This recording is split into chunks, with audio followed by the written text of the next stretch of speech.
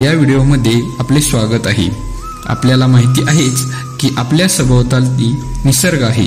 या निसर्गाचे स्वतःचे असे काही नियम असतात। त्या नियमांच्या पुढे मनुष्याचे काही चालत नाही।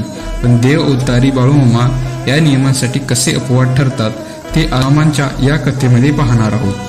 त्या काळी अशीच एक मराठी म्हण होती की चमत्कार दाखवल्याशिवाय नमस्कार भेटत नाही।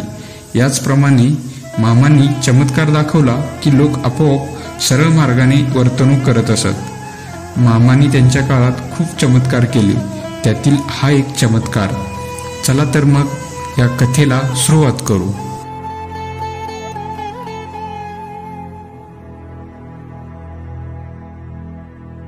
सृष्टी नियमांवर मामांची सत्ता। चिकोत्रा नदीकाठी कापशीजवळ बकऱ्यांचा तळ होता। त्यावेळी मामांची वय सुमारे 28 वर्षाची असावी।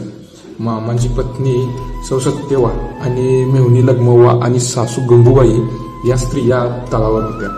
एका संध्याकाळी सगळी पुरुष मंडळी जेवत होती। लग्मव्वाने गड्यांना पुरेसे दूध वाढले नाही। दूध साठवून दोन्ही विकून पैसा साठवण्याचा छंद या तिघींना लागला होता। फक्त मामांना भरपूर दूध वाढण्याची कला त्यांच्या अंगात आली होती। अंतर्ध्यानी मामांना हे ठाऊकच होते। त्यावेळी मामा लग्मव्वाला म्हणाले, उद्यापासून भरपूर लोणी काढ बरं का।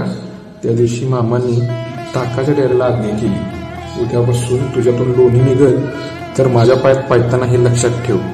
पुढल्या दिनी लग्मव्वा नित्याप्रमाणे ताक करण्यास बसली। 1 तास गेला, 2 तास गेले, 3 तास गेले, 4 तास झाले तरी मंथन चालूच होते, पण काय लोणी आलंच नाही। शेवटी कंटाळून दही उसळणं बंद केलं गेलं।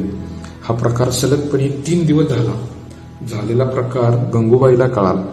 ती म्हणाली, तुम्ही चुकला आहात, आता जाऊन बाळूमामांचे पाय धरा, त्यांची क्षमा मागा। सत्यवा लग्मव्वा यांना पश्चाताप झाला। त्यांनी मोठ्या नाईलाजाने मामांच्या जवळ जाऊन लबाडीबद्दल क्षमा मागितली। 4थ्या दिवशी ताक करायच्या वेळी मामा दह्याच्या डेऱ्यासमोर हातात काठी आपल्या मोठीला एक टोक व दुसरी टोक लावून बसले होते। लग्मव्वा दही उसळू लागली। अर्ध्या तासानंतर मामांनी डेऱ्यातील लोण्याला आज्ञा केली। ते म्हणाले, बारो बेन्या पाय, हे बाबा। मामा असे म्हणताच लोण्याचा एक गोळा ताकावर तरंगू लागला। याचप्रमाणे नंतर 3 वेळा मामाने आज्ञा दिली व लोण्याचे 3 गोळे आले। 4 दिवसाचे 4 गोळे पाहून सर्व मंडळी थक्क झाली। तेव्हापासून दुधाची काटकसर स्त्रियांनी बंद केली। योगशक्तीमुळे सत्पुरुष कोणत्या वेळी काय घडवू शकतील याचा अंदाज आधुनिक वैज्ञानिकांना सुद्धा कळणे शक्य नाही। मामांचे भौतिक कार्य निरक्षर निर्बुद्ध अशा खेडवळ माणसांमध्ये झालेले आहे।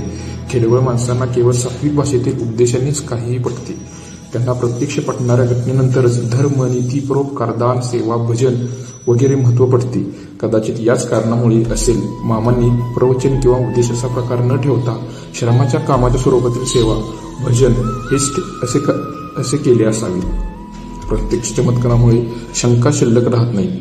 माणसे तात्काळ विश्वास ठेवतात। धनगरांचा पेशा सांभाळून गावोगावी निरक्षर व विचित्र स्वभावाच्या माणसात कल्याणकारक प्रवृत्ती निर्माण करण्यात मामांचे अभिनव कौशल्य दिसून येते।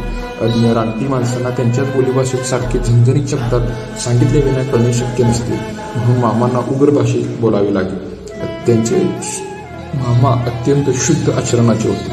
ते निस्पृह होते, निर्मळ मनाचे होते, मोठे चतुर होते, प्रसंग सावधानी होते, माणसे पाहण्यात निष्णात होते, त्रिकाज्ञानी होते, प्रत्येकाचे अंतःकरण जाणत होते। त्यांच्या शिव्या ऐकूनही माणसांना क्रोध येत नसे, भीतीही वाटत नसे, कारण ते आपली माऊलीच आहेत असा भाव त्यांच्या समोर जाताच माणसात निर्माण होतात। मामांच्या बद्दल बोलावं तेवढं थोडंच आहे। तुम्हाला अशीच माहिती आवडली असेल तर चॅनेलला लाईक आणि सबस्क्राईब करायला विसरू नका। चला, बाळूमामाच्या नावानं चांग भलं। धन्यवाद। भेटू नवीन एका मामांच्या नवीन कथेमध्ये। थँक्यू।